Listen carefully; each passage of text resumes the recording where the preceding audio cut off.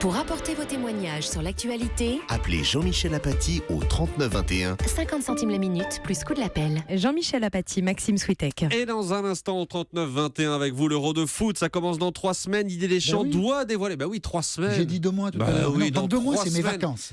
Mais dans un mois, c'est l'Euro de foot.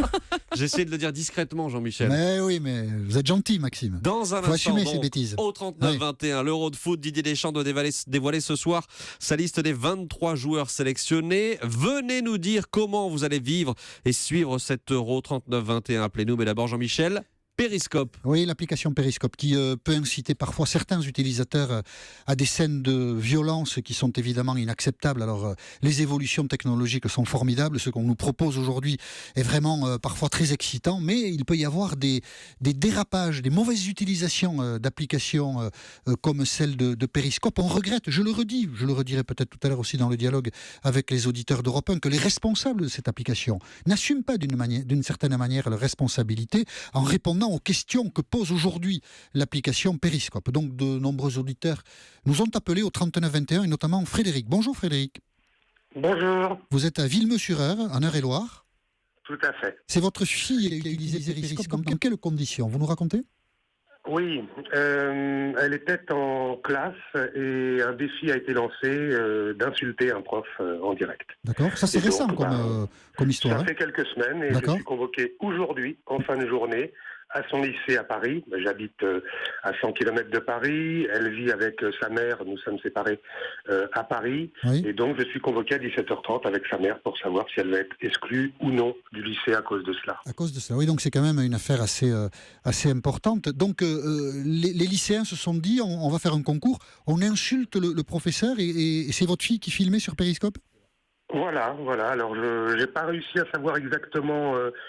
si le défi était de savoir qui allait filmer, mais bon, je pense que c'était quand même qui va être capable d'insulter en direct. Voilà. Donc, bien entendu, elle regrette son geste, mais bon, c'est fait.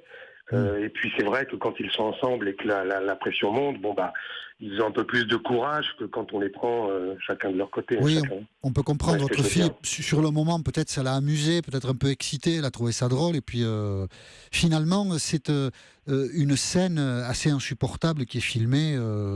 Un groupe qui insulte quelqu'un, donc un professeur en l'occurrence. Stupide. Oui, c'est ça. Complètement stupide.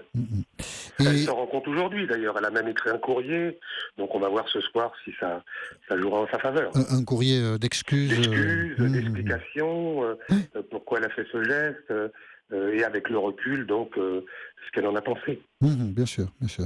Et elle a pris conscience, évidemment, donc du geste tout à fait Oui, insupportable qui était le sien, d'accord. Mais ses camarades se sont désolidarisés d'elle ou pas Je ne sais pas. Hélas, je ne la vois pas assez souvent, une fois toutes les 3 semaines. D'accord. Et donc, c'est vrai que je n'ai pas eu cette info. D'accord. Et elle utilise toujours Périscope, vous le savez?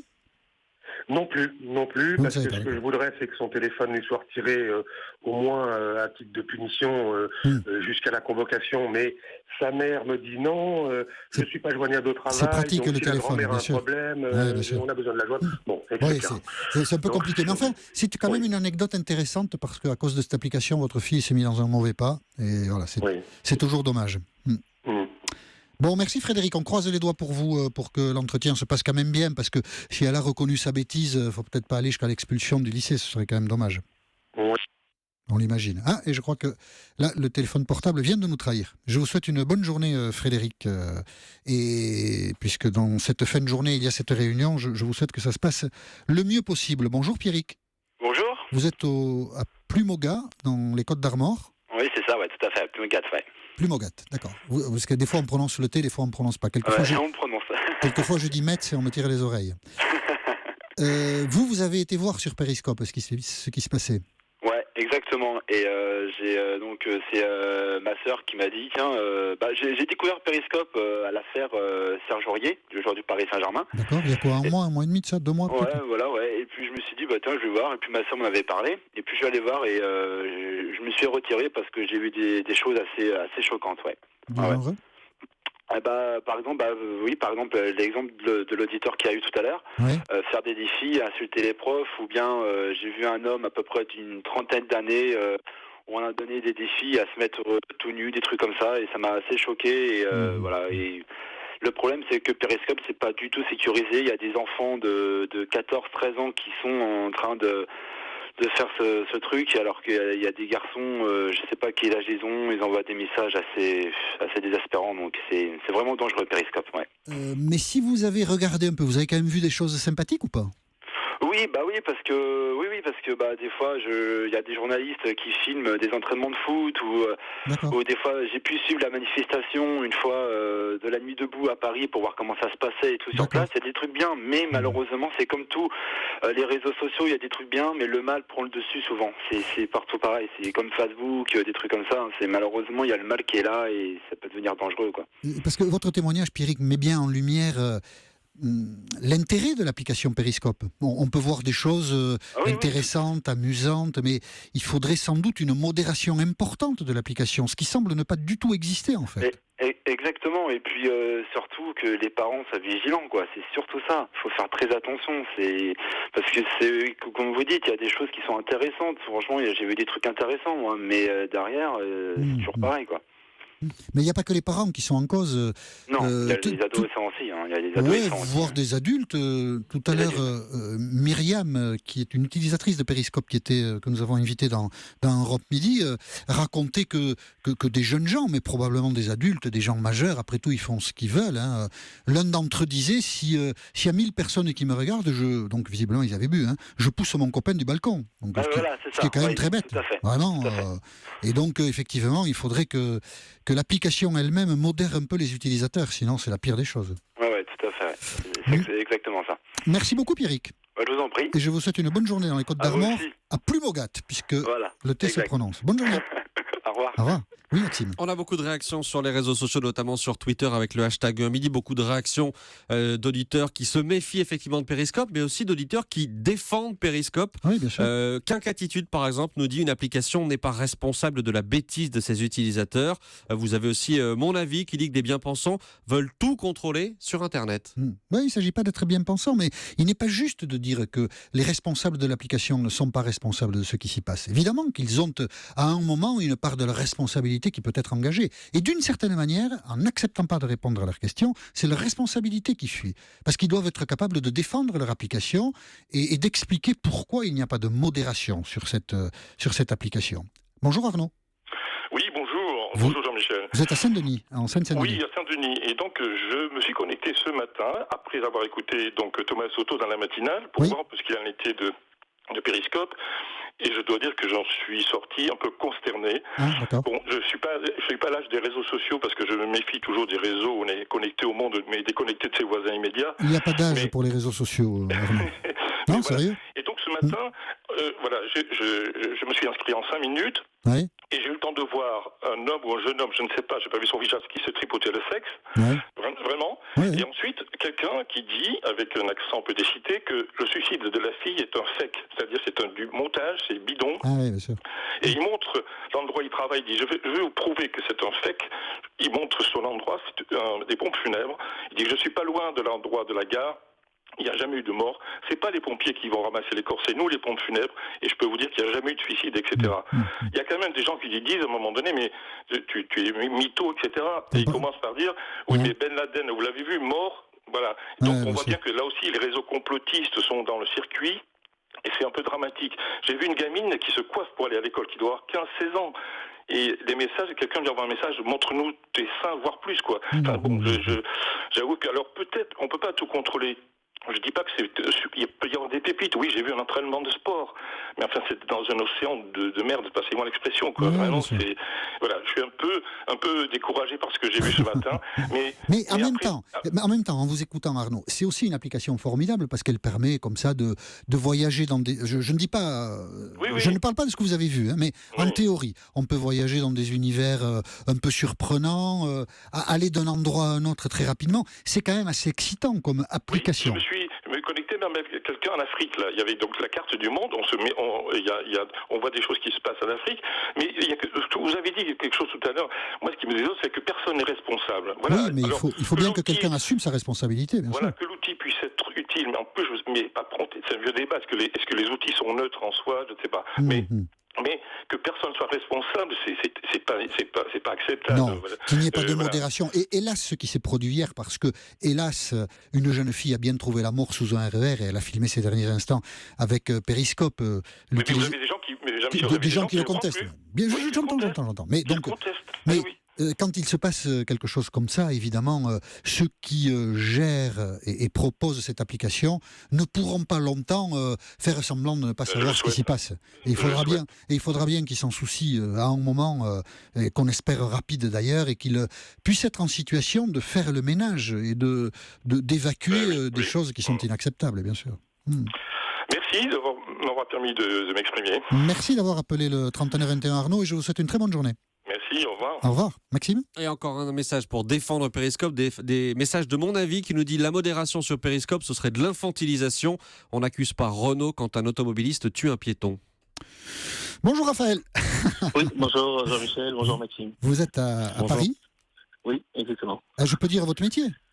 Oui, allez-y. Vous êtes développeur d'applications mobiles.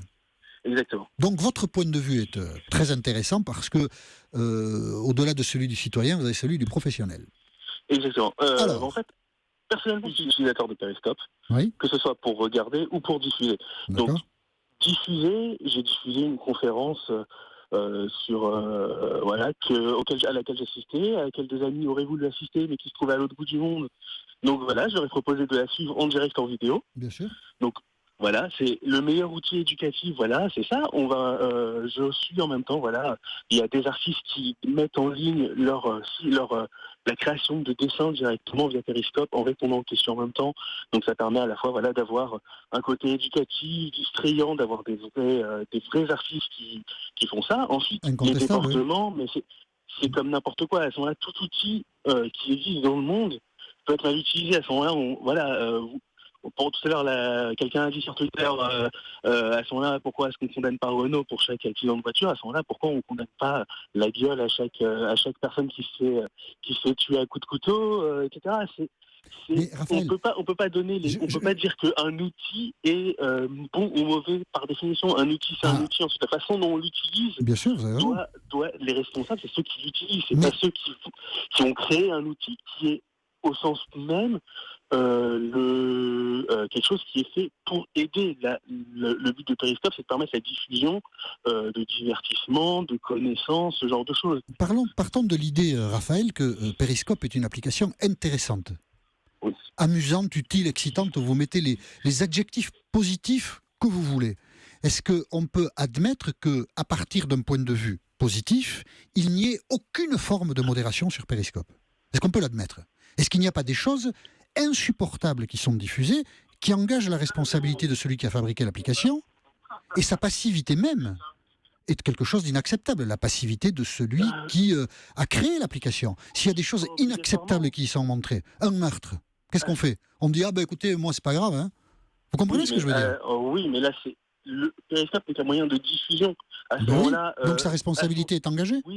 Oui, mais la modération voudrait qu'il y ait quelqu'un 24 sur 24 qui vérifie toutes les vidéos du monde. Et qui se débrouille, hein. Mais à ce moment-là, mais vu que c'est pas comme si c'était quelque chose que l'on mettait sur Periscope et qui peut être regardé 6 heures après. C'est du direct, donc automatiquement, il faudrait que quelqu'un en direct puisse réagir, et une fois que le mal est fait, il est fait. La jeune fille qui s'est suicidée, même s'il y avait eu un modérateur, il aurait stoppé la diffusion, la jeune fille se serait quand même suicidée, je pense. Je ne sais pas, mais ça pose quand même des questions. On ne peut pas dire que ça peut continuer comme ça. Elle a pas fait. On peut pas dire que les choses peuvent continuer en l'état quand on peut assister. Visiblement, l'outil peut provoquer des comportements. Donc, la responsabilité de celui qui a créé l'outil est engagée à ce titre-là. À ce moment-là, il faudrait peut-être ajouter un minimum de sécurité, on va dire.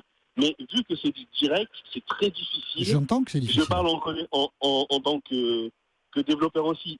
Quand on travaille sur du direct, automatiquement, c'est beaucoup plus difficile de modérer les choses qui sont dites en direct. Il faudrait que quelqu'un à ce moment-là, on n'est plus sur du direct et donc automatiquement l'application va perdre de son intérêt d'une certaine façon. Bien sûr. Mais je reviens à l'exemple de Myriam qui dit avoir assisté, je ne sais pas si c'est vrai, hein, c'est elle qui le dit, moi je sais donc, elle est intervenue tout à l'heure dans Europe Midi, elle dit un utilisateur de Periscope explique, si vous êtes 1000 à me regarder, je pousse mon copain qui est là sur le balcon, je le pousse, voilà. J'ai bu, évidemment j'ai bu. Évidemment je suis bourré quand je dis une bêtise pareille, mais je le fais. Ah, vous vous rendez compte un peu ?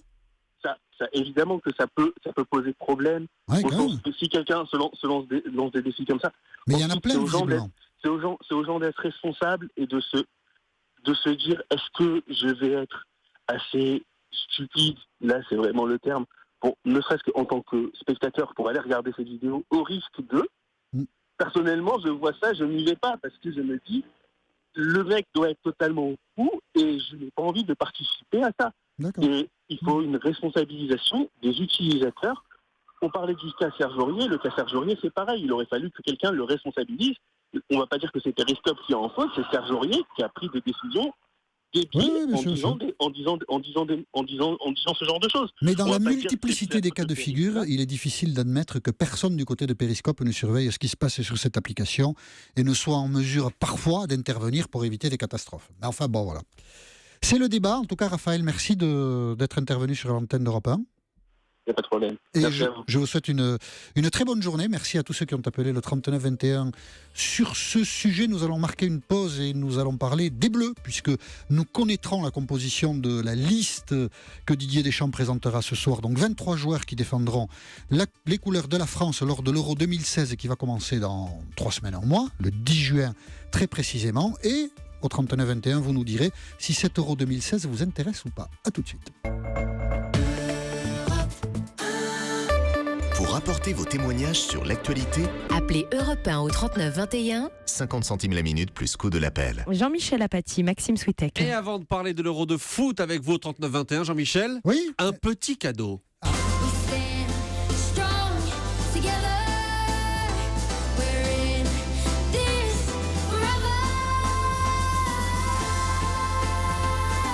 La chanson s'appelle This One's For You. Oui. Celle-là, elle est pour toi ou celui-là est pour toi. Oui. Et c'est la chanson officielle de l'Euro qui vient de sortir, c'est du David Guetta. Ah bah, c'est mon bien. petit cadeau pour vous avant d'entamer le dialogue avec les auditeurs sur l'Euro de foot qui commence donc dans un peu plus de 3 semaines. Donc c'est l'hymne de l'Euro. Oui, exactement. Bonjour Richard. Bonjour. Vous êtes à Lille, qu'est-ce que vous en pensez de cet hymne de l'Euro, donc concocté par David Guetta? Très honnêtement, je ne suis pas fan, mais bon. Bon, voilà. Allez, c'est parti. Vous allez suivre les Bleus? Oui, je vais suivre les Bleus, Ouais. tout à fait. Puis j'attends avec impatience la sélection qui va être annoncée par Didier Par Deschamps. Didier Deschamps ce soir, oui. Tout à fait. Moi, je pense déjà sur la sélection, tout le monde est sélectionneur aujourd'hui, hein, ça, c'est bien connu. Mais je pense que moi, sur Ben Arfa, déjà, je pense qu'il n'y sera pas. D'accord. Parce que je pense que même s'il a fait une très bonne saison, et sans faire offense à Nice, il était tout seul à Nice, et je ne suis pas sûr que Ben Arfa, ce soit un joueur, enfin ça l'était dans le passé, qui n'accepte pas d'être sur le banc de touche. Donc je pense qu'il va peut-être privilégier la cohésion d'équipe et le groupe plutôt que les individualités comme Ben Arfa. Je pense pas. Donc vous êtes assez pointu quand même en foot alors, hein, si je comprends bien. Je suis pas pointu, mais je suis à minima. Et puis après, si on regarde les relations entre Ben Arfa et Deschamps dans le passé à Marseille, c'était pas au beau fixe. Et alors vous êtes confiant pour cette équipe de France? Vous pensez qu'elle peut remporter l'Euro ou pas? Remporter, ce serait être quand même très optimiste. Je pense qu'une demi-finale, c'est largement, c'est envisageable et ce serait déjà un bon résultat. Parce qu'on retrouve une belle équipe de France. Hein. Devant, on a quand même Griezmann qui, dans la Champions League, l'une des meilleures compétitions du monde, est en train de crever un peu l'écran. Payet, l'un des meilleurs joueurs de Première Ligue. Et puis Martial qui vient encore de marquer avec Manchester. Je pense que devant, on a une très bonne équipe. Derrière, c'est solide aussi. Le petit bémol que j'ai, c'est plus sur les latéraux, Sagna, Evra. Mais bon, je pense qu'une demi-finale, c'est largement envisageable à notre portée, je pense. Bon, et vous commenterez les matchs sur Europe 1 parce que là, vous êtes mûrs, hein? J'espère bien, n'hésitez pas à m'appeler, ce sera avec grand plaisir. Et quelle est l'équipe, alors, puisque vous connaissez ça sur le bout des doigts, qui vous paraît être celle qui pourrait gagner cet Euro? Quelle est l'équipe qui vous semble la plus forte? Il y a toujours l'Allemagne. Hein. L'Allemagne reste une équipe championne du monde, donc...